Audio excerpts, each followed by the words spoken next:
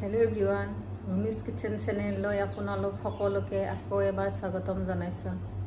আশা কৰো আপোনালোক সকলোৱে ভালে আছে আৰু মইও ভালে আছো। আজি মই আপোনালোকৰ ওচৰত খুব ধুনিয়া আৰু খুব সোৱাদ লগা এটা পকৰি ৰেচিপি লৈ আনিছো। পকৰি ৰেচিপি আগতেও মই বহুবাৰ দিছো, নৰসিংহ পাতৰ লগতো দিছো আৰু ভেদাইলতা পাতৰ লগতো দিছো। কিন্তু আজি নৰসিংহ পাত আৰু ভেদাইলতা পাতৰ লগত নহয়, আজি বেলেগ এটা পাতৰ লগত দিয়ে দিম।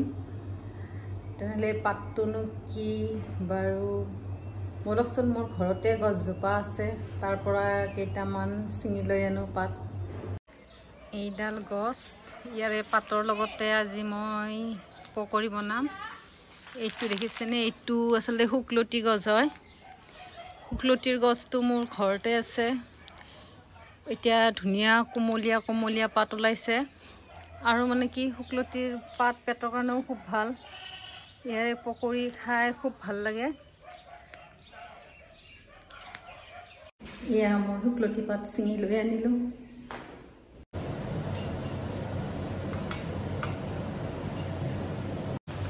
এয়া মই দাইলখিনি এতিয়া পিচি লৈছোঁ আৰু ইয়াতে মই পিঁয়াজ দি দিছোঁ আৰু কাটি থৈ দিয়া শুকলতিৰ পাতখিনিও দি দিছোঁ।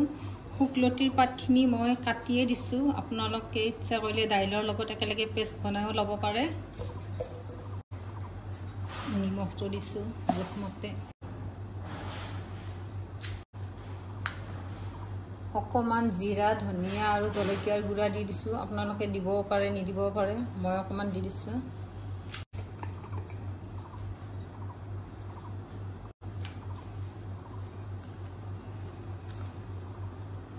এইখিনি এতিয়া ভালদৰে মিক্স কৰি ল'ম। আপোনালোকে ইচ্ছা কৰিলে ইয়াতে আকৌ কিবা কিবি মিক্স কৰিব পাৰে মছলা। মই বেছি মছলা দিয়া নাই, এনেকৈ বনাম, এনেকৈ খাওঁ খুব ভাল লাগে। এয়া মই তেল দি দিছোঁ। মই মিঠাতেলৰ লগতে বনাম, আপোনালোকে ইচ্ছা কৰিলে ৰিফাইন তেলৰ লগতো বনাব পাৰে।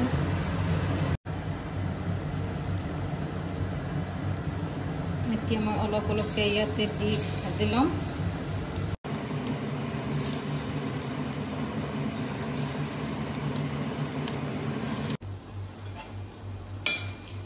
আপোনালোক কোনে কোনে শুকলতিৰ পাতৰ লগত পকৰি খাই ভাল পায় জনাবচোন, আৰু যোনে খোৱা নাই এবাৰ এনেকৈ বনাই খাই চাব।